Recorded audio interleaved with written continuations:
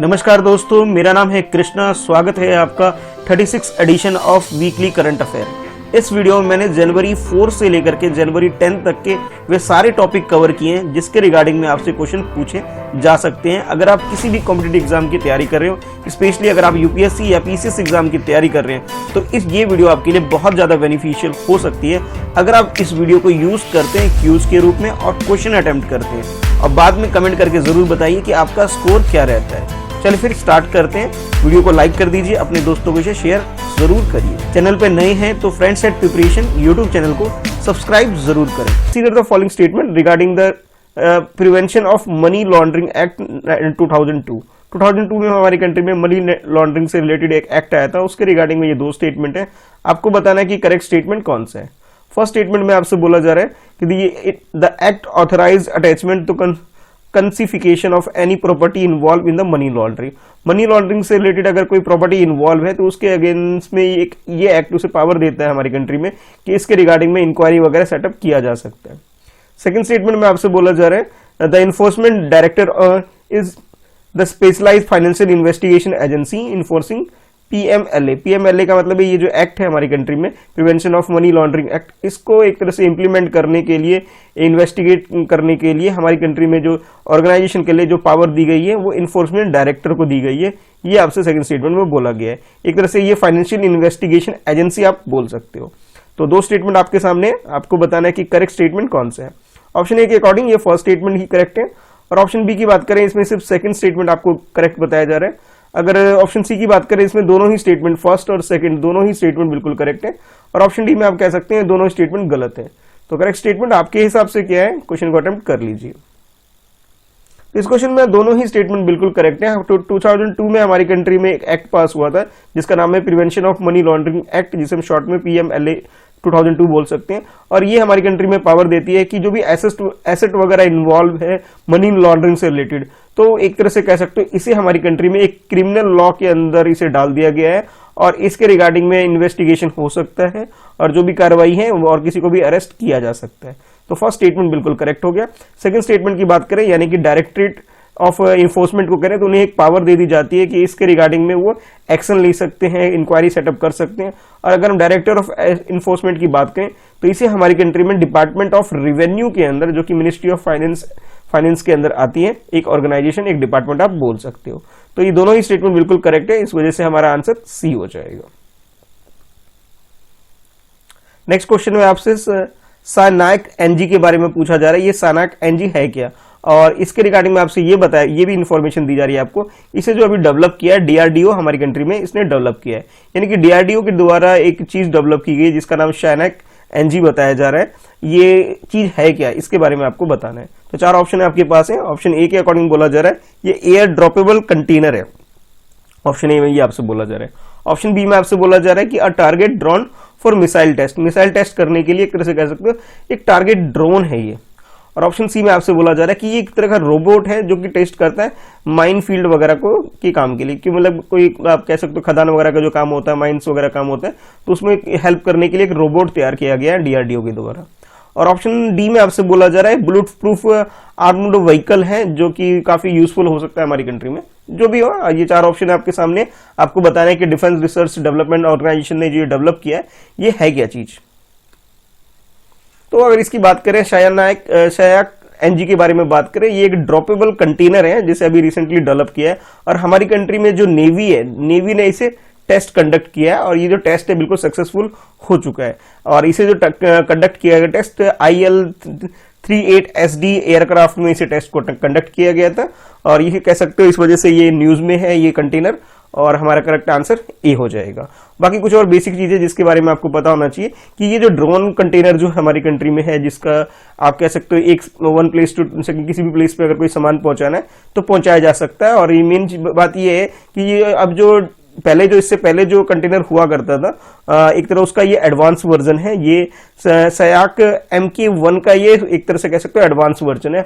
और इसमें कुछ क्वालिटी भी इनहेंस कर दी गई है कि पहले ये जितना भी डिस्टेंस ट्रेवल करता था उससे ज्यादा अब ये 2000 किलोमीटर जो हमारे कोस्टल एरिया है हमारी कंट्री के, वहां पर इसे डिप्लॉयड कर दिया गया। और इसकी कैपेसिटी जो अब हो गई है 50 kg तक की हो गई है, यानी कि आप ये कह सकते हो 50 kg तक का कोई भी सामान है एयरक्राफ्ट है, इसको ये हैवी चीजों को ये डिप्लॉय कर सकता है, किसी भी स्थान पे ले जाया जा सकता है। तो करेक्ट आंसर हमारा ऑप्शन ए हो गया। इस क्वेश्चन में आपसे कुछ 3 इवेंट दे दिए गए हैं ऑप्शन स्टेटमेंट 1, 2, 3 में, और तीनों ये इवेंट को आपको क्रोनोलॉजिकल ऑर्डर में अरेंज करना है, यानी कि जो सी चीज पहले हुई थी उसको पहले बताना है, और दूसरे नंबर पे हुई थी जो तीसरे नंबर पे हुई थी, जस्ट जो सी चीज पहले हुई थी उसके अकॉर्डिंग में आपने अरेंज करना है टाइम पीरियड के अकॉर्डिंग। तो पहले एक बार स्टेटमेंट देख लेते हैं कि क्या क्या इन्फॉर्मेशन या क्या इवेंट आपको दिया गया है। तो जैसे फर्स्ट इवेंट है, फर्स्ट इवेंट में आपसे बोला जा रहा है कि हरिपुरा सेशन ऑफ कांग्रेस का हरिपुरा सेशन हुआ कब हुआ था, इसके बारे में अगर आपको पता है तो आप इसे अरेंज कर पाओगे। सेकंड आपसे बोला जा रहा है कि Netaji Subhash Chandra Bose hoisting tricolour in Port Blair जब हमारी जब वो गए थे, जब आप कह सकते हो फ्रीडम स्ट्रगल मूवमेंट चल रहा था हमारी कंट्री में, तो नेताजी सुभाष चंद्र बोस उस प्लेस पे गए थे और वहां जाके उन्होंने ट्राई कलर को होस्ट किया था। तो ये कब किया था, इसके बारे में अगर आपको पता है तो आप इसे अरेंज कर पाएंगे। और थर्ड आपसे बोला जा रहा है कि cabinet mission arrived in India, हमारी कंट्री में जो कैबिनेट मिशन जो आया था उसके बारे में आपसे बताया जा रहा है। तो ये 3 इन्फॉर्मेशन है। पहले इन्फॉर्मेशन में हरिपुरा में जो सेशन कंडक्ट हुआ था उसके बारे में, सेकंड में जो तिरंगा फहराया गया था उसके बारे में, और थर्ड में आपसे बोला जा रहा है कैबिनेट ने मिशन कब जब आया था। तो इन तीनों को पीरियड के अकॉर्डिंग, टाइम पीरियड के अकॉर्डिंग आपको अरेंज करना है। तो ऑप्शन ए में आपसे बोला जा रहा है कि जो पहली स्टेटमेंट है, पहला इवेंट सबसे पहले हुआ था, उसके बाद दूसरा और तीसरा। ऑप्शन बी में आपसे बोला जा रहा है कि सेकंड पहले हुआ था, फिर थर्ड हुआ था, फिर 1 हुआ था। और ऑप्शन सी में आपसे बोला जा रहा है कि फर्स्ट, फिर थर्ड, फिर उसके बाद सेकंड हुआ था। और ऑप्शन डी के अकॉर्डिंग अगर चले तो इसमें थर्ड पहले हुआ था, उसके बाद फर्स्ट हुआ था और सेकंड लास्ट में हुआ था। तो आपके अकॉर्डिंग जो भी करेक्ट ऑर्डर है, ऑर्डर में अरेंज करिए और अपने क्वेश्चन को अटेम्प्ट कर लीजिए। इस क्वेश्चन के अगर करेक्ट आंसर की बात करें तो करेक्ट आंसर इसका ए है, यानी कि जो सीक्वेंस आपको दे रखा है 1 2 3 1 2 3 बिल्कुल वही करेक्ट है। तो सबसे पहले बात करें हरिपुरा कांग्रेस का जो एक अधिवेशन कह लीजिए, कांग्रेस का जो एक तरह से सेशन हुआ था वो 19 से लेकर 22 फरवरी के बीच में 1938 में हुआ था। और इसके जो सेक्रेटरी या कह सकते हो जो प्रेसिडेंट थे वो सुभाष चंद्र बोस थे। ठीक है, तो ये फर्स्ट इवेंट था, ईयर आपको याद रखना है 1938 में हुआ था। उसके बाद अगर ट्राई कलर की होस्टिंग की बात करें तो दिसंबर 1943 में सुभाष चंद्र बोस गए थे पोर्ट ब्लेयर, यानी कि अंडमान निकोबार आप बोल सकते हैं, और वहां जाकर के उन्होंने 30 दिसंबर 1943 में इन्होंने ट्राई कलर होस्ट किया था। ठीक है, तो ये बात हो गई। और थर्ड आपसे बोला जाए कैबिनेट मिशन, तो कैबिनेट मिशन की अगर बात करें तो ये हमारी कंट्री में 1946 में आया था। तो ईयर के अकॉर्डिंग आप देख सकते हो 38 सबसे पहले, उसके बाद 43 और लास्ट में 46। ठीक है, तो आप कह सकते हो जो करेक्ट आंसर आपका ये हो गया। बाकी कुछ और बेसिक चीज आपको पता होना चाहिए कि 2008 में कुछ आइलैंड है अंडमान निकोबार में जिसका नाम चेंज कर दिया गया था। तो सबसे पहले एक हैवलॉक आइलैंड हुआ करता था, अब उसका नाम चेंज करके स्वराज द्वीप नाम रख दिया गया है। उसके बाद एक नील आइलैंड हुआ करता था और उसका नाम चेंज करके आज के टाइम पे रख दिया गया है शहीद द्वीप, इसका नाम रख दिया गया है। इसके अलावा जो रोज आइलैंड हुआ करता था उसका नाम चेंज करके अब नेताजी सुभाष चंद्र बोस आइलैंड रख दिया गया। और ये तीनों जो नाम चेंज किए गए 2008 में इनके नाम चेंज कर दिए गए हैं। ठीक है, तो करेक्ट आंसर हमारा ऑप्शन ए हो गया। अच्छा, उसके बाद नेक्स्ट क्वेश्चन है आपके लिए यूके के बारे में। यूके और जो ब्रेक्जिट से रिलेटेड ये क्वेश्चन है आपके सामने, और उसके रिगार्डिंग में ये 2 स्टेटमेंट है। इन दोनों स्टेटमेंट में से आपको चूज करना है कि करेक्ट स्टेटमेंट कौन सा है। तो सबसे पहले बात करते हैं फर्स्ट स्टेटमेंट में, जिसमें बोला जा रहा है UK was the among the founding member of the European Coal and Steel Community. United Kingdom जो है ये कह सकते हो ये एक तरह से ये जो इंस्टीट्यूशन है यूरोपियन यूनियन जो है उसके अंदर एक कम्युनिटी आती है जिसका नाम है European Coal and Steel Community. इसको सेटअप करने में यूके भी उसका एक पार्ट आप कह सकते हो, उसका एक फाउंडिंग मेंबर उनमें से एक है। अच्छा, दूसरे स्टेटमेंट में आपसे बोला जा रहा है डिस्पाइट ब्रेक्जिट हो गया आप लोगों को मालूम है, उसके होने के बावजूद, इन्फोर्स्ड होने के बावजूद जो नॉर्दर्न आयरलैंड है वो अभी भी यूरोपियन यूनियन का पार्ट रह जाएगा। ये आपसे बोला जा रहा है सेकंड स्टेटमेंट में, यानी कि आप जानते हैं ब्रेक्जिट होने के बावजूद भी नॉर्दर्न आयरलैंड इसका पार्ट रहेगा। ये आपसे सेकंड स्टेटमेंट में बोला जा रहा है। तो इन दोनों स्टेटमेंट में से करेक्ट स्टेटमेंट क्या है, चलिए क्वेश्चन को अटेम्प्ट कर लीजिए। ऑप्शन ए के अकॉर्डिंग ये फर्स्ट स्टेटमेंट करेक्ट है। ऑप्शन बी के अकॉर्डिंग बात करें तो ये सेकंड स्टेटमेंट, ये वाला स्टेटमेंट करेक्ट है। और ऑप्शन सी में बात करें दोनों ही स्टेटमेंट, फर्स्ट और सेकंड दोनों ही स्टेटमेंट आपको करेक्ट दे रखे हैं। और ऑप्शन डी के अकॉर्डिंग ये दोनों ही स्टेटमेंट गलत है। तो आपके अकॉर्डिंग जो भी करेक्ट आंसर है क्वेश्चन को अटेम्प्ट कर लीजिए। तो इस क्वेश्चन की अगर करेक्ट आंसर की बात करें तो यहाँ पे दोनों ही स्टेटमेंट बिल्कुल गलत दे रखे हैं। तो सबसे पहले बात कर लेते हैं ये यूरोपियन यूनियन का जो एक इंस्टीट्यूशन आप कह सकते हो, कम्युनिटी कह सकते हो, European Coal and Steel Community की बात करें तो इसके अगर फाउंडिंग मेंबर की बात करें तो इसमें बेल्जियम, फ्रांस, जर्मनी, इटली और लग्जमबर्ग और इसके अलावा नीदरलैंड है। यूके इसका फाउंडिंग मेंबर नहीं है। इस इंस्टीट्यूशन की मैं बात कर रहा हूं, European Coal and Steel Community की। तो फर्स्ट स्टेटमेंट हमारा गलत हो गया। अब आप लोग जानते हो यूके का अगर मैप देखो ये पूरा डिटेल में, तो यूके जो है छोटी छोटी कंट्री को कंबाइन करके एक बना हुआ इंस्टीट्यूशन आप कह सकते हो, ग्रुप कह सकते हो आप। अच्छा, नॉर्दर्न आयरलैंड भी इसी का एक पार्ट है। अब ब्रेक्जिट होने के बाद जब ब्रेक्जिट ही एग्जिट हो चुका है, यानी कि ब्रिटेन ही यूरोपियन यूनियन से अलग हो चुका है, तो नॉर्दर्न आयरलैंड ऑटोमेटिक ही इससे अलग हो ही चुका है। ठीक है, तो आप ये कह सकते हो कि जो सेकंड स्टेटमेंट आपको बोला गया कि नॉर्दर्न आयरलैंड अभी भी यूरोपियन यूनियन का पार्ट रहेगा, ये बात बिल्कुल गलत है। ठीक है, तो आप ये कह सकते हो कि भी दोनों स्टेटमेंट गलत होने की वजह से हमारा जो करेक्ट आंसर हो जाएगा वो डी हो जाएगा। National payment corporation of India के बारे में कि ये कौन कौन सी सर्विस ऑफर करती है, और इधर आपके पास कुछ चीजें लिस्ट की गई है। आपको ये बताना है कि इनमें चारों में से कौन सा स्टेटमेंट करेक्ट है रिगार्डिंग एनपीसीआई के बारे में, यानी कि एनपीसीआई के अंदर कौन कौन सी सर्विस करेक्ट है ये आपको बताना है। तो सबसे पहले आपसे बताया जा रहा है कि नेशनल ऑटोमेटेड क्लियरिंग हाउस इसके अंडर में आता है। सेकंड आपसे बोला जा रहा है कि चेक ट्रुकेशन सिस्टम इसके अंडर में आ जाता है। थर्ड आपसे बताया जा रहा है कि नेशनल फाइनेंशियल स्विच जो होता है वो इसके अंडर में आता है। और फोर्थ आपसे बताया जा रहा है कि नेशनल इलेक्ट्रॉनिक टोल कलेक्शन भी इस इंस्टीट्यूशन के अंडर आता है। तो आपको ये बताना है ये जो इंस्टीट्यूशन है एनपीसीआई, इसके अंडर कौन कौन से सेक्टर या फिर कौन कौन सी फंक्शन सर्विस इसके अंडर आती है, ये आपको बताना है। ऑप्शन ए के according first, second, third correct है। ऑप्शन बी के according first, third and fourth correct है। और ऑप्शन सी में आपसे बोला जा रहा है कि second, third and fourth correct है। बात करते हैं ऑप्शन डी की, जिसमें आपको बोला जा रहा है कि चारों ही सर्विस प्रोवाइड की जाती है इस इंस्टीट्यूशन के द्वारा, ये सब के सब इसके अंडर में आती है। चलिए क्वेश्चन को अटेम्प्ट कर लीजिए। तो इस क्वेश्चन की अगर करेक्ट आंसर की बात करें तो यहाँ चारों ही सर्विस, चारों ही सेक्टर एनपीसीआई के अंडर आते हैं। एनपीसीआई यानी कि national payment corporation of India, ये हमारी कंट्री में फाइनेंशियल ट्रांजैक्शन से रिलेटेड जो काम होता है, बहुत सारी सर्विसेज इसके द्वारा ऑफर की जाती है, जिसके अंदर मेनली जो चार जो आपको बोले गई ये तो करेक्ट है। इसके अलावा हमारी कंट्री में जो आधार एनेबल्ड सर्विस है, यानी कि जो पेमेंट वगैरह के लिए हम आधार ओटीपी वगैरह यूज करते हैं वेरिफिकेशन, वो भी इसके अंडर में आता है। भारत बिल पेमेंट सिस्टम भी इसके अंदर आता है। भीम ऐप के थ्रू अगर ट्रांजेक्शन आप करते हैं वो भी इसके अंडर ही आता है। और भी बहुत सारी चीजें जो आप कह सकते हो फाइनेंशियल ट्रांजेक्शन, जो बैंकिंग सर्विस हम लोग यूज करते हैं, कई सारी सर्विस एनपीसीआई के अंडर में ही आती है। तो करेक्ट आंसर हमारा ऑप्शन डी हो गया। इस क्वेश्चन में आपसे फॉरेस्ट रिजर्व एरिया के बारे में पूछा जा रहा है, उसके रिगार्डिंग में ये आपके पास फर्स्ट स्टेटमेंट है, उसके बाद ये सेकंड स्टेटमेंट है और ये थर्ड स्टेटमेंट है। तो सबसे पहले बात करते हैं फर्स्ट स्टेटमेंट की, जिसमें बोला जा रहा है कि स्टेट और union territory with more than 50% of land area, यानी कि किसी भी स्टेट के अंदर जो लैंड एरिया होता है, अगर वहां पे 50% से ज्यादा लैंड कवर अगर फॉरेस्ट है, तो उसके बारे में बोला जा रहा है कि वो किसी और स्टेट के अंदर लैंड वगैरह यूज कर सकती है एज ए कंपनसेटरी। ये आपसे फर्स्ट स्टेटमेंट में बोला जा रहा है। सेकंड स्टेटमेंट बोला जा रहा है कि लक्षद्वीप, अरुणाचल प्रदेश, मिजोरम, अंडमान निकोबार में ये जो स्टेट और यूटी है, इसके बारे में आपको बोला जा रहा है कि यहाँ पे 75% से ज्यादा एरिया फॉरेस्ट जो है वो 75 से ज्यादा % आप कह सकते हो लैंड के अंदर कवर होता है। और थर्ड में आपसे बोला जा रहा है कि according to Forest Conservation Act 1980, each time forest land is diverted, the project proponent has to be pay state for the ecosystem service lost due to the diverting forest land. इसका मतलब ये है कि हमारी कंट्री में 1980 में एक act आया था, जिसे फॉरेस्ट कंजर्वेशन एक्ट आप बोल सकते हो। इसके तहत ये प्रोविजन रखा गया, अगर पेड़ वगैरह, ट्री वगैरह अगर कट होंगे तो उसके लिए एक तरह से पेमेंट करनी पड़ेगी, ताकि नए पेड़ लगाए जा सके। इकोसिस्टम को दोबारा बैलेंस करने के लिए उसे डाइवर्ट जो किए गए हैं फॉरेस्ट एरिया को, या पेड़ वगैरह काटे गए, उसे रिहेबिलिट करने के लिए पेमेंट करना पड़ेगा।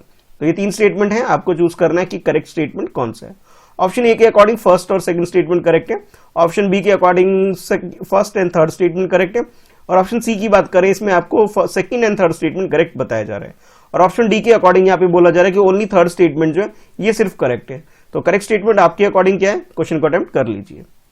तो सबसे पहले बात कर लेते हैं फॉरेस्ट कंजर्वेशन एक्ट के बारे में।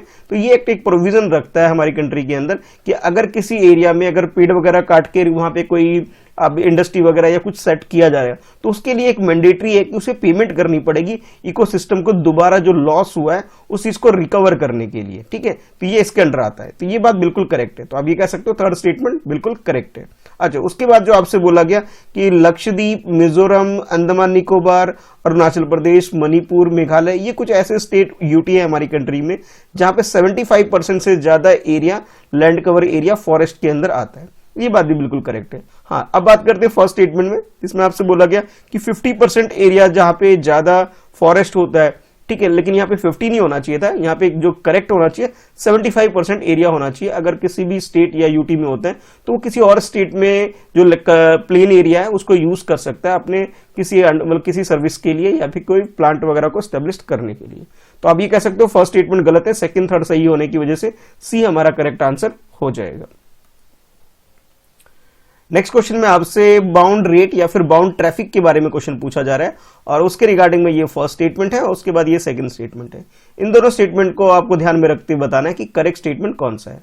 तो सबसे पहले फर्स्ट में आपको बोला जा रहा है कि bound rate is a maximum rate of duty या फिर टैरिफ भी बोल सकते हो, that can be impose by importing country on A imported commodities. इसका मतलब ये है कि जैसे मान लीजिए हमारी कंट्री इंडिया है, ठीक है, अगर हमारी कंट्री में आप किसी भी गुड्स को फॉरेन से इंपोर्ट कराते हो तो कस्टम या फिर इस तरह की जो बाकी जगह एक चार्ज लगा करके जो आप कह सकते हो कॉस्ट इनहेंस की जाती है ताकि हमारे डोमेस्टिक मार्केट को बचाया जा सके, यानी कि उस टैरिफ की मैं बात कर रहा हूं, उसी को बोला जाता है बॉन्ड रेट। यानी कि आप ये कह सकते हो फर्स्ट स्टेटमेंट में आपको इसकी डेफिनेशन दे रखी है। सेकंड स्टेटमेंट में बोला जा रहा है कि bond rate agreed for community at WTO is the same for all the member of WTA। यानी कि WTA यानी कि वर्ल्ड ट्रेड ऑर्गेनाइजेशन की अगर बात करें, इसके अंदर जितनी भी कंट्री आती है सबके अंदर एक ही रेट, सेम रेट होता है इस टैरिफ का। ये आपसे सेकंड स्टेटमेंट में बोला जा रहा है। तो आपको बताना है इन दोनों स्टेटमेंट में से ये फर्स्ट और ये सेकंड दोनों में से करेक्ट स्टेटमेंट कौन सा है। तो ऑप्शन ए में आपसे बोला जा रहा है कि फर्स्ट स्टेटमेंट करेक्ट है। ऑप्शन बी की बात करें तो उसमें आपको सेकंड स्टेटमेंट करेक्ट बताया जा रहा है और ऑप्शन सी में आपसे बोला जा रहा है कि फर्स्ट और सेकंड दोनों ही स्टेटमेंट करेक्ट है और ऑप्शन डी के अकॉर्डिंग ये कह सकते हो दोनों ही स्टेटमेंट गलत है। तो आपके हिसाब से करेक्ट आंसर क्या है, क्वेश्चन को अटेम्प्ट कर लीजिए। तो सबसे पहले बात कर लेते हैं बॉन्ड रेट या फिर बॉन्ड टैरिफ की। तो ये एक तरह से एक रेट होता है कि अगर किसी दूसरी कंट्री से अगर मतलब कंट्री से अगर कोई चीज हमारे कंट्री में आ रही है तो उसमें क्या करता है, कुछ एक टैक्स टाइप का एक टैरिफ इंपोज कर दिया जाता है। सपोज कर लीजिए आप $100 का कोई चीज मंगा रहे हैं आप और गवर्नमेंट चाहती है कि हमारे डोमेस्टिक मार्केट को बचाने के लिए इसमें इंपोज कर देती है एक टैरिफ और इसका कॉस्ट आपको $110 पड़ जाता है, यानी कि कुछ महंगा हो जाता है। तो इसी के बारे में आपको डेफिनेशन जो दी गई थी फर्स्ट स्टेटमेंट में ये बिल्कुल करेक्ट है। यानी कि आप ये कह सकते हो एक मैक्सिमम रेट जो होता है जो इंपोज की जा सकती है या बढ़ाई जा सकती है उसी को बॉन्ड रेट आप बोल सकते हो। तो फर्स्ट स्टेटमेंट बिल्कुल करेक्ट है।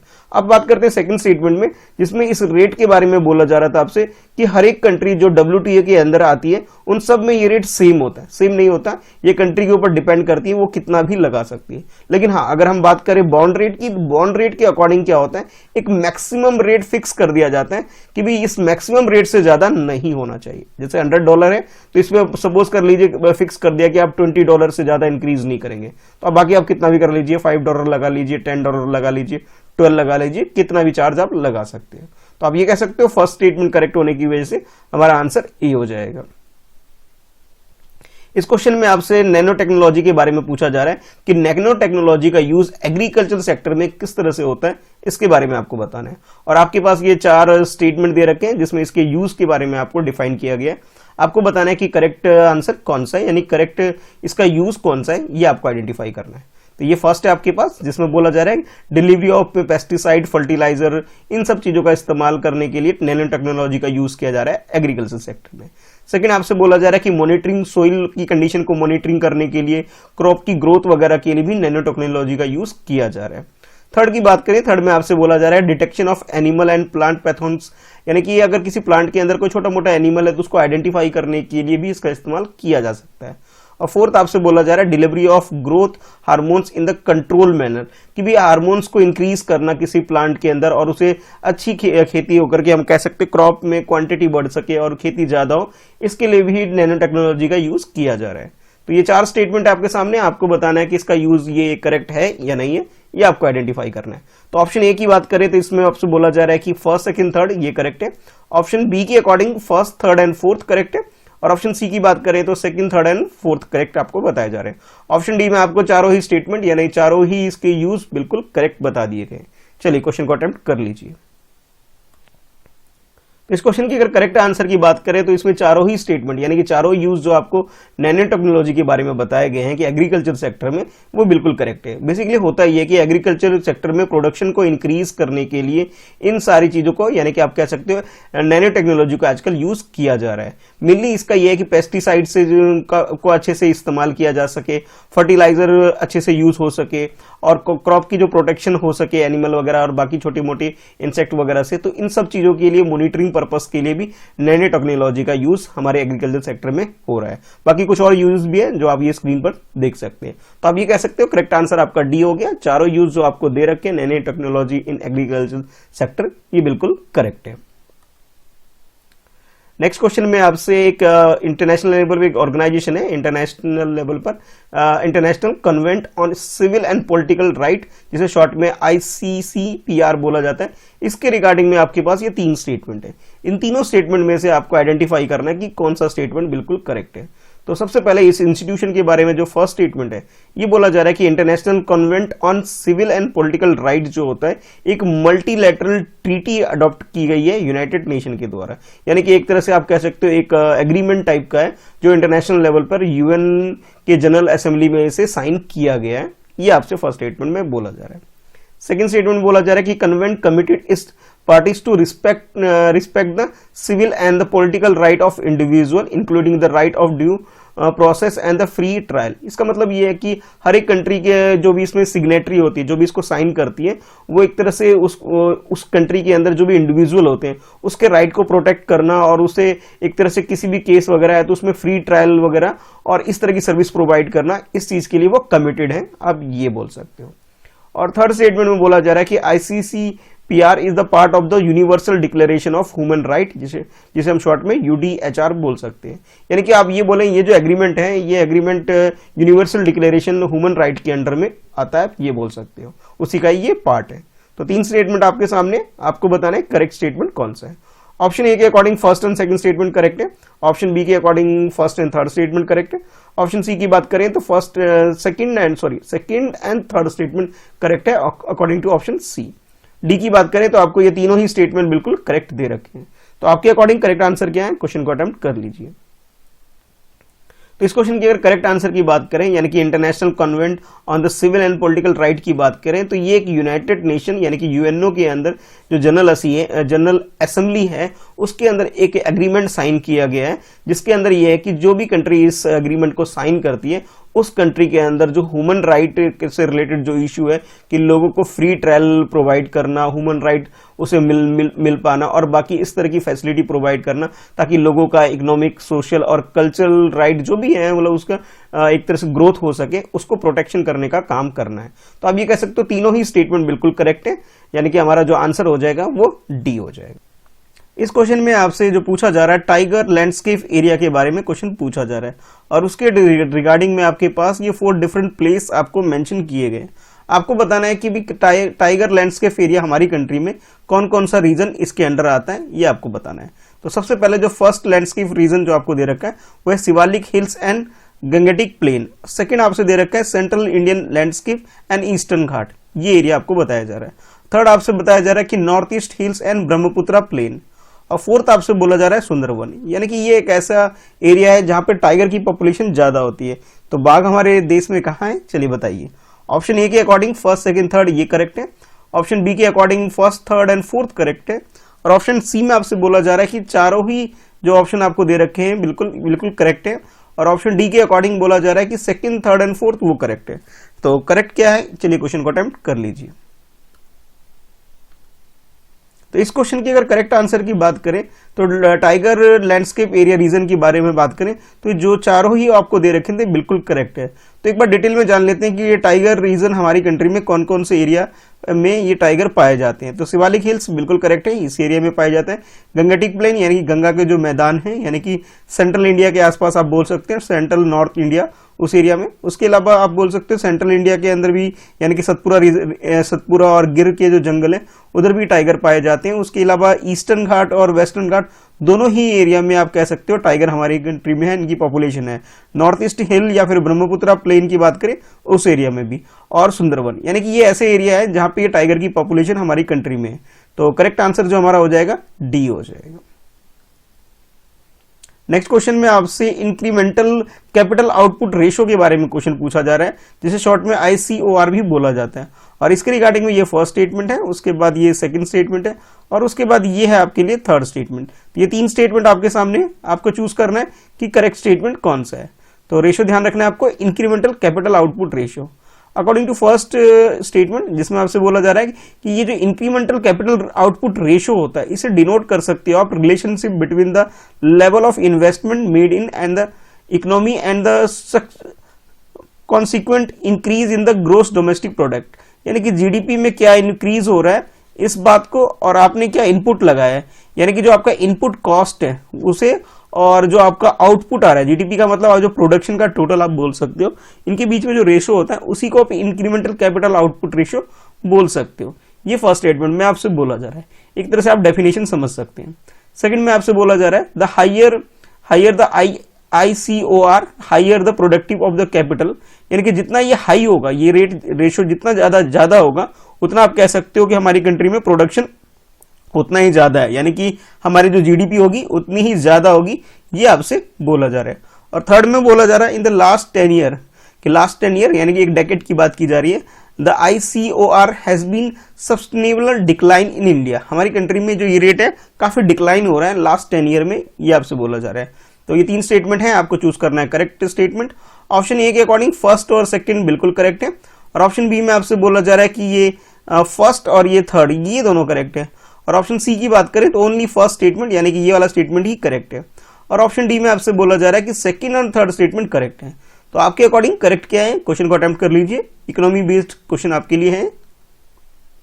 इस क्वेश्चन के में जैसे इस रेशियो के बारे में बोला गया, तो सबसे पहले जो आपको डेफिनेशन दी गई है इसके रिगार्डिंग में कि भी ये इंक्रीमेंटल कैपिटल आउटपुट रेशियो के बारे में, ये डेफिनेशन बिल्कुल करेक्ट है। यानी कि जो हमारा जो इनपुट होता है किसी भी चीज को प्रोडक्शन करने के लिए, उसमें जो अमाउंट आपका लग रहा है यानी कि कॉस्ट आपकी लग रही है, उसके बाद जो आउटपुट को यहाँ जीडीपी के रूप में डिफाइन किया गया है, इनके बीच का जो रेशियो होता है उसी को आप बोल सकते हो इंक्रीमेंटल कैपिटल आउटपुट रेशियो होता है, यानी फर्स्ट स्टेटमेंट बिल्कुल करेक्ट है।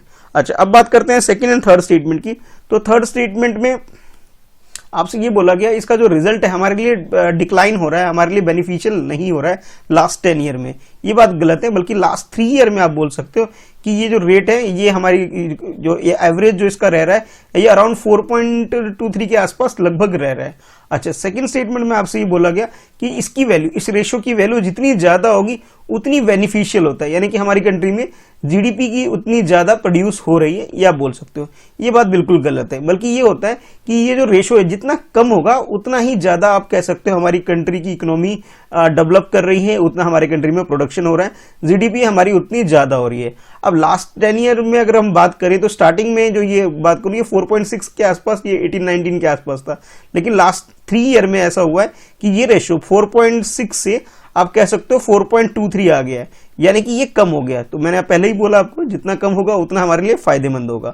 तो करेक्ट आंसर सी हो गया, फर्स्ट स्टेटमेंट करेक्ट होने की वजह से। नेक्स्ट क्वेश्चन में आपसे माजुली आइलैंड के बारे में क्वेश्चन पूछा जा रहा है, और इसके रिगार्डिंग में ये 3 स्टेटमेंट दे दिए गए हैं।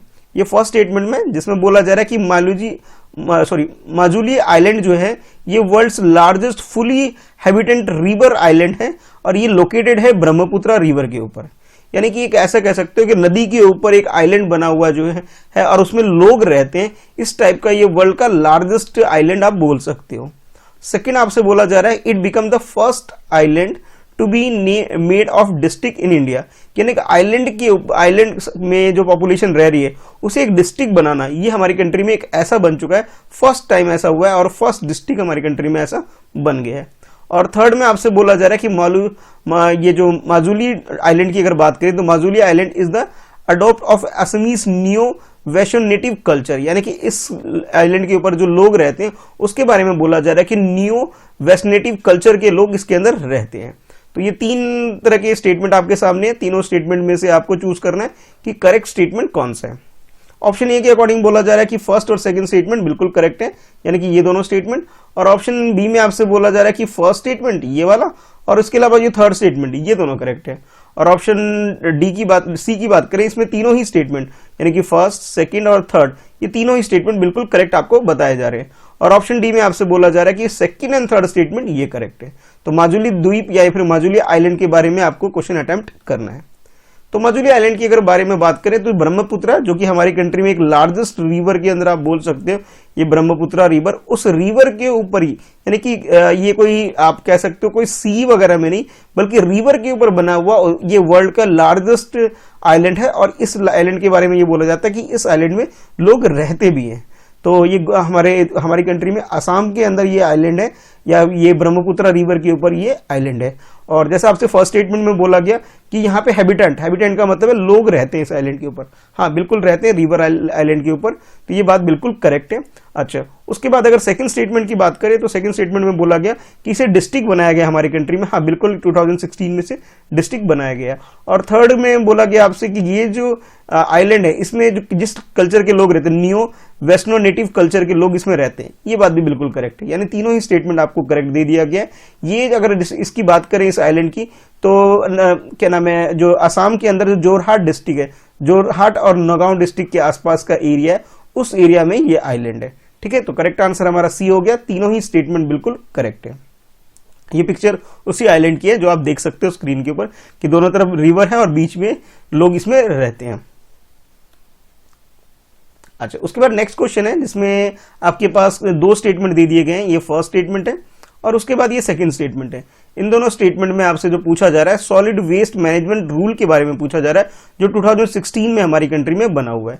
इस रूल के अकॉर्डिंग ये बोला जा रहा है कि अब इसके अंदर म्युनिसिपल कॉर्पोरेशन के अलावा इसके बियॉन्ड और भी बहुत सारे चीजों को इसके अंदर इंक्लूड किया गया है, जिसके अंदर आप ये बोल सकते हैं कि अब इसके अंदर अर्बन एरिया भी इंक्लूड की गई है, इसके अंदर सेंसस टाउन भी इंक्लूड किया गया है, और भी इसमें Indian railway, airport, special economic zone. यानी कि आप ये कह सकते हो कि ये जो रूल होता है, पहले ऐसा होता था जो म्युनिसिपल कॉर्पोरेशन है यानी कि जो बड़ी बड़ी सिटी है, ठीक है, उसके अंदर ही ये चीजें हुआ करती थी, उसके अंदर ये रूल अप्लाई होता था। लेकिन अब ये हो गया कि उसके अलावा उससे बियॉन्ड जाकर के बाकी जगह में भी इसके रूल फॉलो होंगे, ये आपसे बोला जा रहा है इस रूल 2016 के अकॉर्डिंग। ये फर्स्ट स्टेटमेंट है। सेकेंड स्टेटमेंट में बोला जा रहा है कि north east India has well establish the waste management system, more than 80% of the waste proceed. यानी कि हमारी कंट्री में जो नॉर्थ ईस्ट पार्ट है हमारी कंट्री में, वहां पे जो भी वेस्ट होता है उसका 80% से ज्यादा जो वेस्ट होता है उसे अच्छे से प्रोसीड कर लिया जाता है, यानी कि उसको दोबारा रीयूज कर लिया जाता है। ये आपसे सेकेंड स्टेटमेंट में बोला जा रहा है। ये दो स्टेटमेंट आपके सामने है, आपको बताना है कि करेक्ट स्टेटमेंट कौन सा है। ऑप्शन ए में आपसे बोला जा रहा है कि फर्स्ट स्टेटमेंट करेक्ट है, ऑप्शन बी में बोला जा रहा है सेकंड स्टेटमेंट करेक्ट है, सी में आपसे बोला जा रहा है दोनों ही स्टेटमेंट करेक्ट है, और डी में आपसे बोला जा रहा है दोनों ही स्टेटमेंट गलत है। तो करेक्ट स्टेटमेंट आपके अकॉर्डिंग क्या है, क्वेश्चन को अटेम्प्ट कर लीजिए। तो वेस्ट मैनेजमेंट सिस्टम की बात करें, जिसमें ये होता है कि जो भी मटेरियल होता है, अलग अलग वेस्ट जो हमारे घरों से या फिर कोई फैक्ट्री से या फिर कहीं से प्रोडक्शन हाउस से कोई चीज निकलती है, उसे अलग करके उसका दोबारा रीयूज हो सके। यानी कि पेपर को आप एक तरफ कर दीजिए, ग्लास मटेरियल को आप एक तरफ कर लीजिए, प्लास्टिक को एक तरफ कर लिए, मेटल वगैरह मटेरियल उसको अलग कर लिए, और जो ग्रीन प्रोडक्ट है आपके पास पेड़ पौधे या छिलके वगैरह, उसे आप दोबारा खाद वगैरह बनाने के लिए यूज कर सकते हैं। तो इस तरह से अलग तरीके से करके सबको अलग अलग डिफरेंट जो भी जहां पे इस्तेमाल हो सकता है, इस तरह का जो मैनेजमेंट होता है उसी के रिगार्डिंग में आपसे क्वेश्चन पूछा गया था, जिसमें हम बोल सकते हैं कि सॉलिड वेस्ट मैनेजमेंट रूल हमारी कंट्री में 2016 में आया था। इस रूल के अकॉर्डिंग ये हुआ कि पहले जो म्युनिसिपल कॉर्पोरेशन, ये जो बड़ी बड़ी मेट्रो सिटी में होता था, अब उसके अलावा बाकी एरिया में भी इसे कवर किया जा रहा है, जिसके अंदर अब इंडियन रेलवे को भी कवर किया जा रहा है, एयरपोर्ट, इकोनॉमिक जोन वगैरह, और जहां पे कोई तीर्थ यात्रा वगैरह होती है उस एरिया में भी, रिलीजियस एरिया प्लेस में भी, यानी हर वो जगह जहां पे लोगों के ज्यादा आते हैं और यहाँ पे होता है वेस्ट ज्यादा होता है, उन सारी जगह को इस रूल के अंदर कंसीडर कर लिया जा रहा है और वहां ये स्ट्रिक्टली फॉलो होगा। अब तो इसी के रिगार्डिंग ये स्टेटमेंट फर्स्ट था जो कि बिल्कुल करेक्ट आपको दिया गया था। अच्छा, नॉर्थ ईस्ट की बात करें हमारी कंट्री में, तो नॉर्थ ईस्ट में ये बोला गया कि 80% जो वेस्ट होता है उसको प्रोसीड कर लिया जाता है, उसे दोबारा यूज कर लिया जाता है। ये बात बिल्कुल गलत है। यानी कि ये बोल सकते हो कि नॉर्थ ईस्ट में ऐसा है, एक दो गांव को एक दो जगह छोड़ करके। आप लोग जानते हैं कि मेघालय के अंदर एक विलेज है जहां पे आप कह सकते हो एशिया का सबसे क्लीनेस्ट विलेज का नाम आप कह सकते हो दिया गया दर्जा हमारी कंट्री में। तो दो चार विलेज को छोड़ दीजिए, रंगसारा विलेज को या फिर लॉन्ग मोंगपोंग विलेज को छोड़ दीजिए, तो बाकी जो एरिया नॉर्थ ईस्ट के अंदर उसमें यह माना जाता है कि एटलीस्ट 85% जो वेस्ट होता है उसे प्रॉपरली वो मैनेज नहीं करते, उसे सिंपली वो डंप कर देते हैं उसे किसी भी रिवर के ऊपर। ब्रह्मपुत्र रिवर है तो उसे ब्रह्मपुत्र रिवर में कर देते हैं, या फिर हम नॉर्थ इंडिया में बात करें, हमारे यहाँ गंगा यमुना रिवर है, इनके अंदर हम डायरेक्टली डाल देते हैं, इसे प्रोसीड नहीं करते, इसे सफाई नहीं करते। ये बात है करेक्ट। तो आप ये कह सकते हो कि सेकंड स्टेटमेंट आपके लिए बिल्कुल गलत दिया गया था, बल्कि अपोजिट दिया गया था। तो करेक्ट आंसर हमारा ऑप्शन ए हो जाएगा। Consider the following statement. इसमें दो स्टेटमेंट आपको दे रखे हैं, ये फर्स्ट स्टेटमेंट है और इसके बाद ये सेकंड स्टेटमेंट है। बेसिकली ये जो क्वेश्चन है हमारी कंट्री में जो टाइगर का सेंसस होता है उसके रिगार्डिंग में ये क्वेश्चन है। तो फर्स्ट स्टेटमेंट में जो आपसे बोला जा रहा है कि India is a home to nearly 75% of the global tiger population and has already fulfilled the resolve of the doubling the tiger numbers made at the St. Petersburg in 2010. 2010 के अंदर सेंट पीटर्सबर्ग जो कि Russia के अंदर एक city है, वहां पर एक कन्वेंशन हुआ था जिसमें ये टारगेट रखा गया था कि टाइगर की जो पॉपुलेशन है उसे इंक्रीज करना है। तो इंडिया ने इस चीज को अचीव कर लिया है, ये आपसे बोला जा रहा है फर्स्ट स्टेटमेंट में।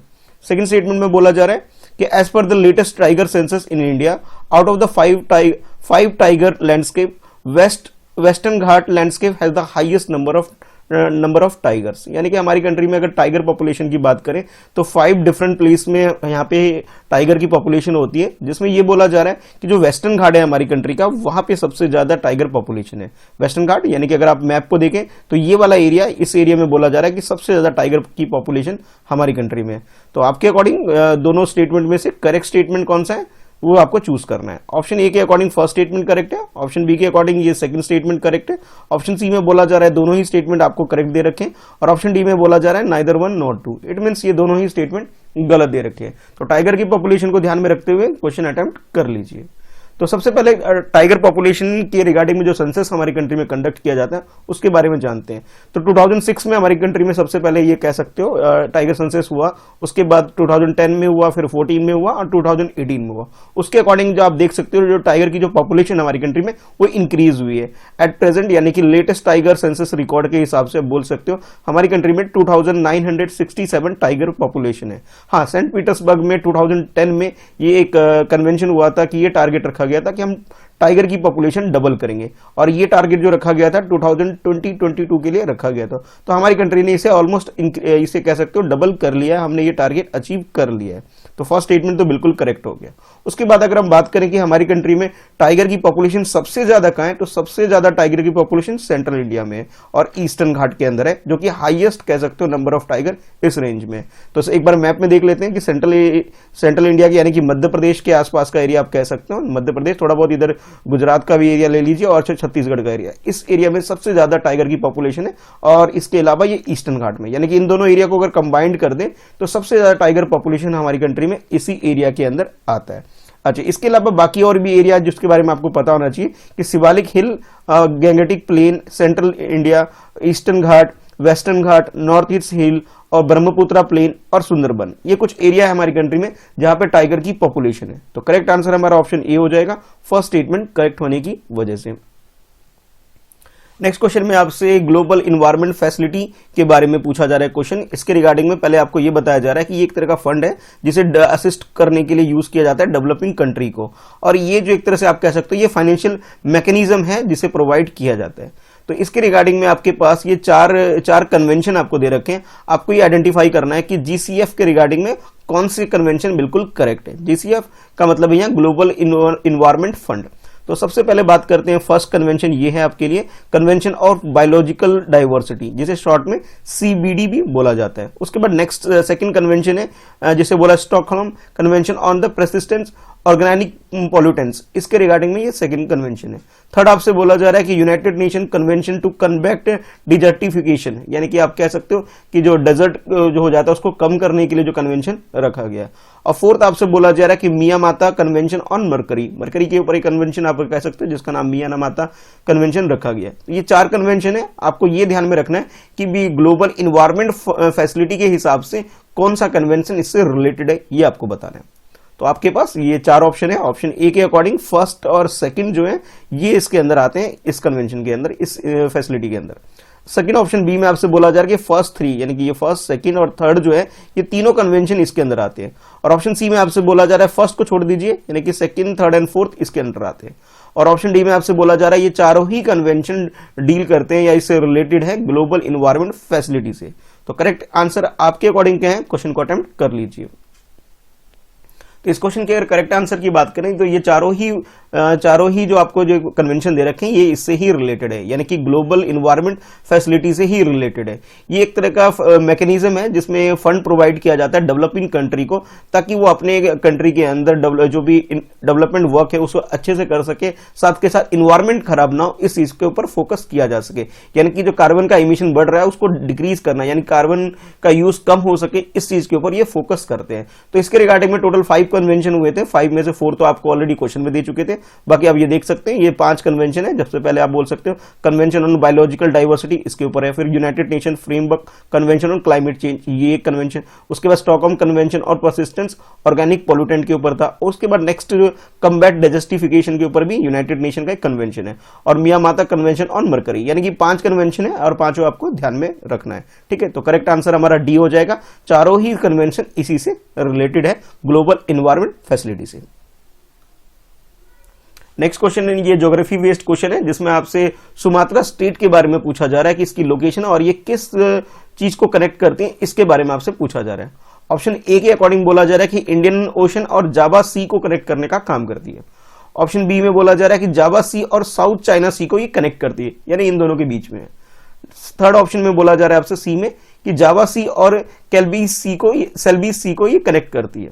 और ऑप्शन डी में बोला जा रहा है टास्मन सी और जावा सी इनको कनेक्ट करती है। तो सुंदरा स्टेट की लोकेशन क्या है, अगर इसे आपको पता है तो आप इस क्वेश्चन को बहुत इजीली अटेम्प्ट कर सकते हो। चलिए क्वेश्चन को अटेम्प्ट करिए। तो ये लोकेशन बेस्ड क्वेश्चन था। तो आप देख सकते हैं कि जो सुमात्रा स्टेट है, ठीक है, ये इंडोनेशिया के जो 2 आइलैंड है जावा और सुमात्रा, उनके बीच में इसकी लोकेशन है। ठीक है, यानी कि ये वाला एरिया जो है इसे आप कह सकते हो सुमात्रा स्टेट है। और ये जो काम करता है जो इंडियन ओशन है उसे, और इसके अलावा जो इसके नॉर्थ ईस्ट पार्ट पे जो देख सकते हो जावा सी, इसे कनेक्ट करने का काम करता है। तो आप ये कह सकते हो जो हमारा ऑप्शन ए है वो बिल्कुल करेक्ट हो जाएगा। ये आप देख सकते हैं कि वर्ल्ड मैप में इसकी लोकेशन अगर आपको देखना तो इस वाले एरिया की मैं बात कर रहा हूँ, इधर इस वाले एरिया की बात कर रहा हूँ कि इंडोनेशिया के जो 2 आइलैंड है उसको बीच में कनेक्ट करता है। ये इंडियन ओशन हमारा हो गया और ये जावा सी हो गया, इसके बीच में ये एरिया है, इसे कनेक्ट करने का ये काम करता है। तो आप ये कह सकते हो जो करेक्ट आंसर आपका हो जाएगा ये इस क्वेश्चन का, वो हो गया आपका ए हो जाएगा। ठीक है, नेक्स्ट क्वेश्चन में आपसे एशियन के बारे में क्वेश्चन पूछा जा रहा है। ये भी एक तरह से आप कह सकते हैं ज्योग्राफी बेस्ड क्वेश्चन है जिसमें आप इंटरनेशनल ऑर्गेनाइजेशन को भी समझ लेंगे इसी टॉपिक के एक साथ में ही।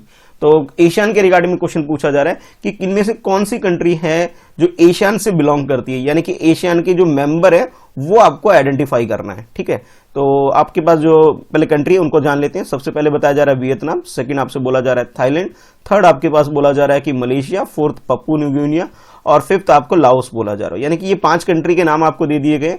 एशियन के मेंबर कौन कौन से ये आपको चूज करना है, उसी के अकॉर्डिंग आपके पास ये 4 ऑप्शन होने वाले हैं। चारों में से करेक्ट आंसर आपके हिसाब से क्या है, क्वेश्चन को अटेम्प्ट कर लीजिए। तो ऑप्शन ए की बात करें तो इसमें सेकंड को छोड़ दीजिए, बाकी सारी कंट्री एशियन से बिलोंग करती है। सेकंड का मतलब है थाईलैंड को छोड़कर के बाकी सारी कंट्री है वो एशियन से बिलोंग करती है, यानी कि उसके मेंबर है।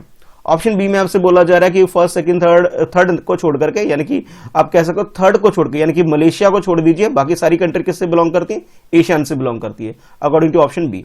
और सी में आपसे बोला जा रहा है कि आप फोर्थ कंट्री यानी कि पप्पू न्यू गिनिया को छोड़ दीजिए, बाकी सारी कंट्री जो बच गई ये सब के सब एशियन के मेंबर है। और ऑप्शन डी में आपसे बोला जा रहा है कि सारे के सारे मेंबर किसके, एशियन ग्रुप के मेंबर है। तो आपके हिसाब से करेक्ट आंसर क्या है, यानी कि एशियन के मेंबर कौन कौन से ये आपको बताने हैं। आप लोग जानते ही हैं 10 कंट्री का एक ग्रुप है ये, तो उसी के अंदर से क्वेश्चन आपसे पूछा जा रहा है।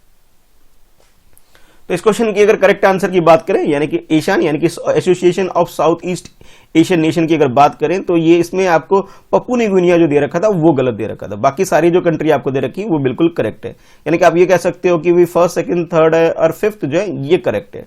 तो सबसे पहले जान लेते हैं कि भी इसके अंदर कौन कौन सी कंट्री आती है। तो जैसे मैंने अभी बोला आपको कि 10 कंट्री का ये ग्रुप है, 10 कंट्री आती है, जिसमें म्यांमार जो कि हमारा नेबर कंट्री आप बोल सकते हो, उसके बाद Thailand, Cambodia, Singapore, Indonesia, Malaysia, Vietnam, Laos, Philippines और उसके बाद ब्रुनेई, ये कंट्री आती है। वैसे अगर आपको पप्पू न्यू गिनिया की लोकेशन भी पता होनी चाहिए, ये पप्पू न्यू गिनिया की लोकेशन कुछ इस एरिया में आ जाता है, यानी ऑस्ट्रेलिया के नॉर्थ में आप बोल सकते हैं, थोड़ा सा दूर है इससे, ठीक है। ठीक है, तो अब बाकी जो एशियान की बात करें तो एशियन ग्रुप कुछ इस एरिया में, ये सारी की सारी 10 कंट्री का ये ग्रुप यहां पर है। तो आप ये कह सकते हो इस क्वेश्चन के अगर करेक्ट आंसर की बात करें तो करेक्ट आंसर हमारा सी हो गया।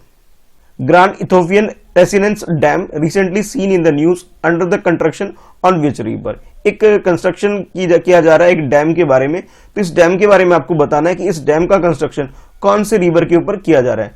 तो ये जो डैम है, डैम का नाम है ग्रैंड इथोपियन रिसेंस डैम, ठीक है। तो सबसे पहले ए ऑप्शन में बोला जा रहा है कि इस डैम का कंस्ट्रक्शन कॉन्गो रिवर के ऊपर किया जा रहा है। उसके बाद ऑप्शन बी में आपसे बोला है जम्बोजी रिवर के ऊपर ये कंस्ट्रक्शन किया जा रहा है, और थर्ड आपसे बोला जा रहा है कि नाइजर रिवर के ऊपर ये कंस्ट्रक्शन किया जा रहा है। और ऑप्शन डी की बात करें जिसमें बोला जा रहा है कि नन ऑफ द अबव, यानी कि ये तीनों जो ऑप्शन आपको दिए गए ये तीनों ही गलत हैं, ऐसा डी में बोला जा रहा है। तो आपके अकॉर्डिंग करेक्ट आंसर क्या है, क्वेश्चन को अटेम्प्ट कर लीजिए। तो ग्रैंड रेसिस्टेंट डैम ये एक तरह का ये हाइड्रो प्रोजेक्ट है, और इसकी कंस्ट्रक्शन की बात करें तो ये इथोपिया और सूडान के बॉर्डर के आसपास का जो एरिया है इस एरिया में ये इसका कंस्ट्रक्शन किया जा रहा है। और रिवर की बात करें तो ब्लू नाइल रिवर जो कि इथोपिया से निकलती है, इस रिवर में इसका कंस्ट्रक्शन किया जा रहा है। अगर वर्ल्ड मैप में देखें इसकी लोकेशन अच्छी तरह से, तो इसकी लोकेशन आप ये कह सकते हैं जो हॉर्न ऑफ अफ्रीका कंट्री है, इस कंट्री में यहां पर इसकी लोकेशन आप बोल सकते हैं कि इस रेंज से ये इस तरह से रिवर फ्लो करती है। तो इसी रिवर के ऊपर इस डैम का कंस्ट्रक्शन किया जा रहा है। तो आप ये कह सकते हैं कि इस क्वेश्चन का जो करेक्ट आंसर हो जाएगा वो डी हो जाएगा। डी का मतलब ये हो गया कि नन ऑफ द अबव, यानी कि ये जो तीनों रिवर आपको दे रखी गलत है, बल्कि इस रिवर का जो कंस्ट्रक्शन किया जा रहा है ये ब्लू नाइल रिवर के ऊपर ये कंस्ट्रक्शन किया जा रहा है, ठीक है। बाकी ये पता होना चाहिए कि अभी ये टॉपिक इंपॉर्टेंट क्यों है, वो इसलिए क्योंकि इनकी इस रिवर को लेकर के कुछ कंट्री के बीच में डिस्प्यूट चल रहा था, इथोपिया, सूडान और इजिप्ट के बीच में। अब ये तीनों कंट्री एग्री हो गई है कि हाँ अब इसका कंस्ट्रक्शन हम लोग दोबारा कंटिन्यू करने वाले हैं। 2011 में इसे स्टार्ट किया गया था, बट इनके डिस्प्यूट की वजह से ये काम नहीं हो पा रहा था, ठीक है। तो करेक्ट आंसर हमारा डी हो जाएगा। नेक्स्ट क्वेश्चन में आपसे कोल्ड वेव कंडीशन के बारे में पूछा जा रहा है। उसके रिगार्डिंग में ये बोला गया कि कौन सा ऐसा स्टेट है जो कोल्ड वेव कंडीशन को एक्सपीरियंस नहीं कर रहा है। तो सबसे पहले स्टेट का नाम आपसे बोला गया कि राजस्थान, दूसरा आपसे मध्य प्रदेश, तीसरा आपसे बोला जा रहा है उड़ीसा, और फोर्थ यूटी ये बोल सकते हो चंडीगढ़। यानी कि ये 4 स्टेट या यूटी हैं जो कि ये बोला जा रहा है कि कोल्ड वेव कंडीशन ये एक्सपीरियंस नहीं कर रहे हैं। तो आपके अकॉर्डिंग करेक्ट आंसर क्या है, क्वेश्चन को अटेम्प्ट कर लीजिए। तो ऑप्शन ए के अकॉर्डिंग बोला जा रहा है कि फर्स्ट और सेकंड जो स्टेट है ये एक्सपीरियंस नहीं कर रहे कोल्ड वेव कंडीशन। और ऑप्शन बी की बात करें तो थर्ड एंड फोर्थ जो है, यानी कि आप ये कह सकते हो कि उड़ीसा और उड़ीसा के अलावा चंडीगढ़ ये कोल्ड वेव कंडीशन को एक्सपीरियंस नहीं कर रहे हैं। और ऑप्शन सी में आपसे बोला जा रहा है कि सेकंड यानी कि मध्य प्रदेश और फोर्थ यानी कि चंडीगढ़, यानी कि ये स्टेट और यूटी जो है ये कोल्ड वेव कंडीशन को एक्सपीरियंस नहीं कर रहे हैं। और ऑप्शन डी में ऐसे बोला जा रहा है all the state experience cold wave condition, यानी कि ये चारों जो स्टेट आपको दे रखे हैं या यूटी दे रखे हैं ये सब के सब कोल्ड वेव कंडीशन को एक्सपीरियंस कर रहे हैं अकॉर्डिंग टू ऑप्शन डी। तो आपके अकॉर्डिंग करेक्ट आंसर क्या है, क्वेश्चन को अटेम्प्ट कर लीजिए। तो यहाँ पे अगर बात करें जितने भी स्टेट आपको दे रखे थे, यानी कि आप अगर बात करें चंडीगढ़ जो कि पंजाब हरियाणा की बॉर्डर पे आप कह सकते हैं, दोनों की कैपिटल है, तो ये भी एक्सपीरियंस कर रहा है। बाकी और भी स्टेट जान लेते हैं कि कौन कौन से स्टेट हैं जो कोल्ड वेव कंडीशन को एक्सपीरियंस कर रहे हैं, यानी कि यहाँ पे टेम्परेचर काफी डाउन हो गया आप ये बोल सकते हो। तो दिल्ली, पंजाब, राजस्थान, चंडीगढ़, हरियाणा, हिमाचल प्रदेश, जम्मू कश्मीर, लद्दाख, यानी कि आप ये कह सकते हो जितना भी नॉर्दर्न पार्ट है हमारी कंट्री का, इस एरिया में जितने स्टेट आते हैं इन सारी जगह पे टेम्परेचर क्या हो गया अभी फिलहाल में डाउन हो गया है। तो ये सारे स्टेट क्या कर रहे हैं, कोल्ड वेव कंडीशन को मैं एक तरह से एक्सपीरियंस कर रहे हैं। यहाँ पे जो टेम्परेचर है काफी डाउन हो गया है, ऐसा बोला जा रहा है कि 5 डिग्री सेल्सियस से भी नीचे टेम्परेचर अभी चला गया था। तो करेक्ट आंसर हमारा ऑप्शन डी हो जाएगा। नेक्स्ट क्वेश्चन में आपसे बोला जा रहा है कुछ स्टेटमेंट आपको दे दिए गए, ये फर्स्ट स्टेटमेंट है, उसके बाद ये सेकंड स्टेटमेंट है। इन दोनों स्टेटमेंट में आपको ये आइडेंटिफाई करना है कि करेक्ट स्टेटमेंट कौन सा है। तो सबसे पहले बात करते हैं फर्स्ट स्टेटमेंट में, जिसमें आपसे बोला जा रहा है कि IMD declare cold wave only when the temperature temperature of the place fall below 0 degree Celsius. इसका मतलब ये है कि आप कोल्ड वेव कंडीशन को जब भी डिक्लेयर कर सकते हो किसी पर्टिकुलर एरिया में या रीजन में, अगर टेम्परेचर 0 डिग्री सेल्सियस से नीचे चले जाए, यानी कि आप ये कह सकते हो जब माइनस में टेम्परेचर होगा तब आप कह सकते हो कि ये कोल्ड वेव कंडीशन क्रिएट हो गई है। ये स्टेटमेंट 1 में आपको बोला जा रहा है। According to statement 2, according to recent study, consuming alcohol behave during the cold wave is not recommended as it is reduce the body temperature। अच्छा, दूसरे में आपसे ये बोला जा रहा है कि ठंड में जो कुछ लोग शराब वगैरह पीते हैं, अल्कोहल वगैरह लेते हैं, तो ये रिकमेंड नहीं करती। रिसर्च स्टडी ये बोलती है कि अगर कोई अल्कोहल ड्रिंक करता है, इस तरह की चीजें करता है, तो हमारी बॉडी का जो टेम्परेचर है वो रिड्यूस हो जाता है इसकी वजह से। ये आपसे सेकंड स्टेटमेंट में बोला जा रहा है। तो ये दो स्टेटमेंट आपके सामने, आपको बताने की करेक्ट स्टेटमेंट कौन सा है। ऑप्शन ए के अकॉर्डिंग बोला जा रहा है फर्स्ट स्टेटमेंट करेक्ट है, ऑप्शन बी के अकॉर्डिंग बोला जा रहा है सेकंड स्टेटमेंट करेक्ट है, ऑप्शन सी की बात करें इसमें आपसे बोला जा रहा है कि दोनों ही स्टेटमेंट बिल्कुल करेक्ट है, और ऑप्शन डी की बात करें इसमें दोनों ही स्टेटमेंट आपको गलत बताए गए। तो करेक्ट स्टेटमेंट आपके हिसाब से क्या है, क्वेश्चन को अटेम्प्ट कर लीजिए।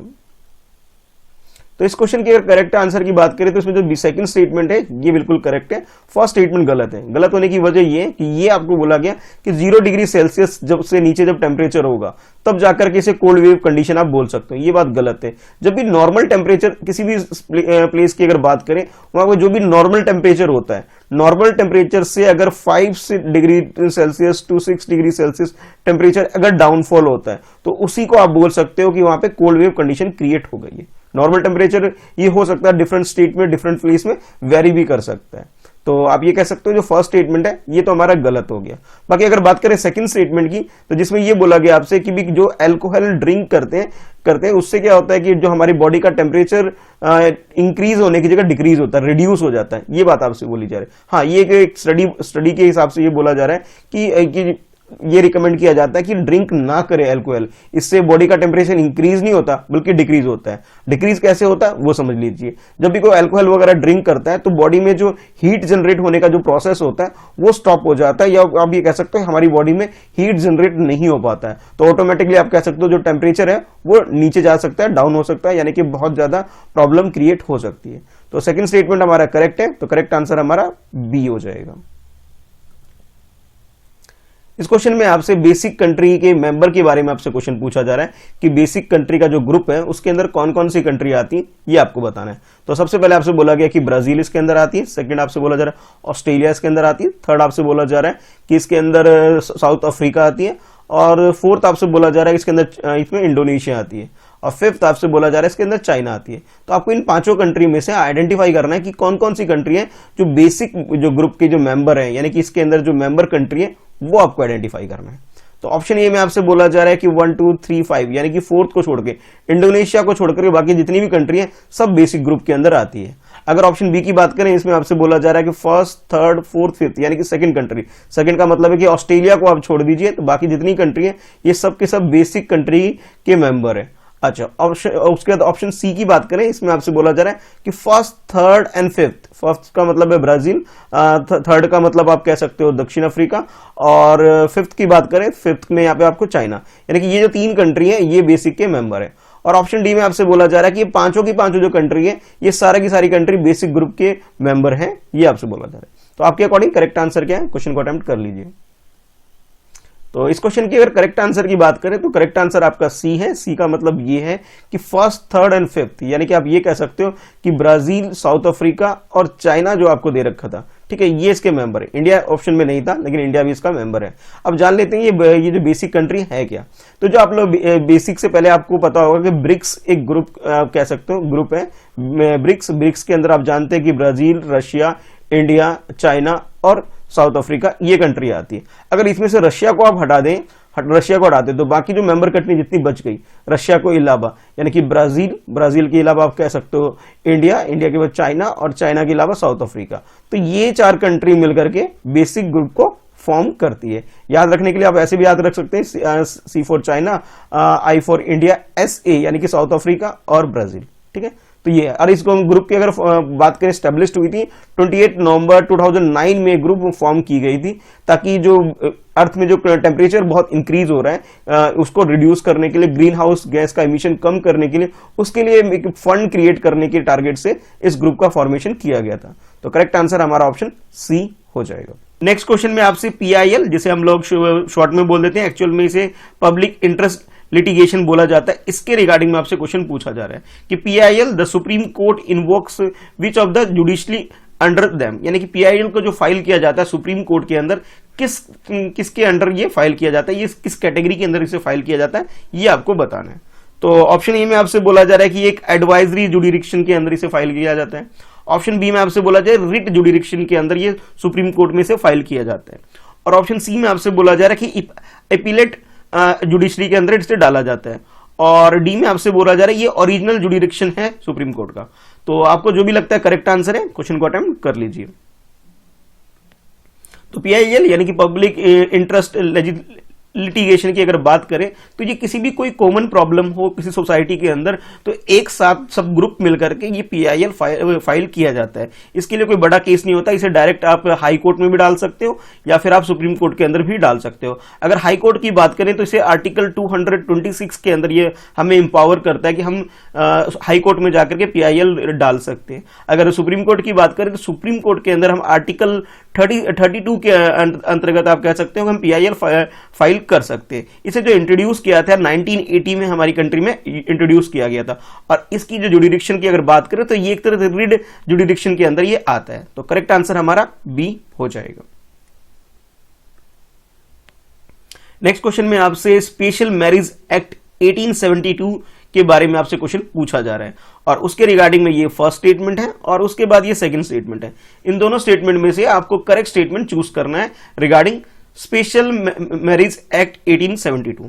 तो फर्स्ट स्टेटमेंट में बोला जा रहा है it was in act following campaign launch by the ब्रह्म समाज सिमिलर मैरिज सेरेमनीज, यानी कि जो मैरिज वगैरह होती है उसमें जो बहुत ज्यादा एक्सपेंसेस वगैरह होता है उसको सिंप्लीफाई करने के लिए एक तरह से कह सकते हो आप कि एक ब्रह्म समाज का उन्होंने एक मोर्चा संभाला था और बाद में इसे एक्ट में से तब्दील कर दिया गया था, या बोल सकते हो according to first statement. Second statement में आपसे बोला जा रहा है it prohibit the interfaith marriages. Interfaith marriages का मतलब ये है कि अगर कोई हिंदू है, अगर कोई दूसरा मतलब एक जो मैरिज कर रहे हैं, मतलब कोई एक हिंदू है और एक कोई मुस्लिम अगर आप मान लीजिए, तो इन दोनों की मैरिज को ये परमिट नहीं करता, इसे प्रोहिबिट करता है। यानी कि डिफरेंट फेथ, अलग अलग रिलीजन वाले लोग एक साथ मैरिज नहीं कर सकते, इस चीज को ये प्रोहिबिट करता है। ये आपसे सेकंड स्टेटमेंट में बोला जा रहा है। तो ये दो स्टेटमेंट आपके सामने, आपको बताना है कि करेक्ट स्टेटमेंट क्या है। तो ऑप्शन ए की बात करें, इसमें बोला जा रहा है फर्स्ट स्टेटमेंट, ये करेक्ट है। ऑप्शन बी की बात करें तो सेकंड स्टेटमेंट ही करेक्ट है सिर्फ। और ऑप्शन सी में आपसे बोला जा रहा है ओनली जो ये क्या नाम आपके पास दोनों ही जो स्टेटमेंट है ये आप करेक्ट बोल सकते हो, ठीक है। और ऑप्शन डी में बात करें तो आपके पास जो ये दोनों ही स्टेटमेंट दे रखे हैं दोनों ही गलत स्टेटमेंट है। तो करेक्ट स्टेटमेंट आपके हिसाब से क्या है, क्वेश्चन को अटेम्प्ट कर लीजिए। तो सबसे पहले बात करते हैं फर्स्ट स्टेटमेंट के बारे में, जिसमें ये बोला गया कि ब्रह्म समाज का एक कैंपेन आप कह सकते हैं जिसकी वजह से ये एक्ट हमारे सामने आया, जिसका नाम है स्पेशल मैरिज एक्ट 1872। ये बात बिल्कुल करेक्ट है। यानी कि जो मैरिज वगैरह में बहुत ज्यादा जो एक्सपेंडिचर होता है, बहुत ज्यादा जो खर्चा होता है, उसको सिंप्लीफाई करने के लिए एक तरह से मुहिम या कैंपेन स्टार्ट किया गया था ब्रह्म समाज के द्वारा, जिसमें आप बोल सकते हो केशव चंद्र सेन के द्वारा इस तरह का ये इनिशिएटिव लिया गया था। तो ये जो बोला जा रहा है फर्स्ट स्टेटमेंट ये बिल्कुल करेक्ट है। अब बात करते हैं सेकंड स्टेटमेंट की, जिसमें ये बोला गया कि ये डिफरेंट फेथ वाले यानी कि डिफरेंट रिलीजन वाले लोगों को ये प्रोहिबिट करता है। स्टार्टिंग में ऐसा था कि ये एक रिलीजन को फोकस करता था, लेकिन बाद में 1954 में इसमें थोड़ा सा इसमें आप कह सकते हो अमेंडमेंट कर दिया गया। अब इसमें ये बोल दिया गया कि इसमें वन रिलीजन का कॉन्सेप्ट ही इसके अंदर से हटा दिया गया, यानी कि आप डिफरेंट फेथ वाले भी लोग भी मैरिज कर सकते हैं। इस चीज को ये प्रमोट करता है, ठीक है। तो आप ये कह सकते हो कि सेकंड स्टेटमेंट जो आपको दे रखा था ये अब गलत है, फर्स्ट स्टेटमेंट ही सिर्फ करेक्ट है। तो हमारा जो आंसर हो जाएगा वो ए हो जाएगा।